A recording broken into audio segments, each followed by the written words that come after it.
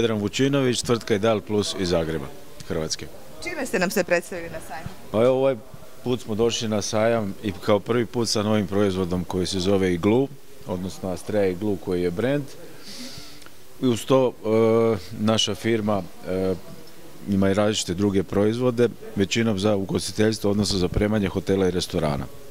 Tako da ovdje možemo vidjeti nešto porculana koji također radimo, odnosno mi imamo i distribuciju porculana za cijelu Europu, tako da imamo i velika skladišta u Zagrebu i ostali dio asortimana robe imamo na samome, ajmo reći, lagiru, tako da su nam isporuke prilično brze. Između ostaloga zastupamo i neke njemačke dobavljače i prema tome smo vrlo prepoznati kod svojih kupaca zbog tih nekakvih brzih isporuka koje su moguće od 5 do nekakvih 15 dana maksimalno. Svakako da su hotelijeri primat, međutim, vjerovatno i za domaćinstva, veća domaćinstva pravite. Pa da, radimo, ali vrlo malo. Znači sad radimo nekakvu web stranicu koja će se malo i približiti domaćinstvima, odnosno za te nekakve manje narudžbe, ali primarno su nam hotelijeri, ugostitelji, restorani, catering industrija, to su nekakvi naši krajnji kupci, ajmo tako reći. Da. Vidimo da je sto postavljen, pozivate li?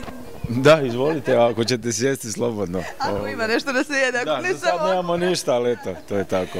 Dobro nam došli, zadovoljni smo što ste tu, nadam se da ste i vi zadovoljni Jadranskim sajmom. Ja se nadam da će biti dobro, evo čekamo još taj vikend, malo možda kad su ljudi malo opušteni, imaju više vremena da dođe vidjeti, da. Ja se nadam da će biti u redu, da. Eto. Hvala još jednom. Hvala vama.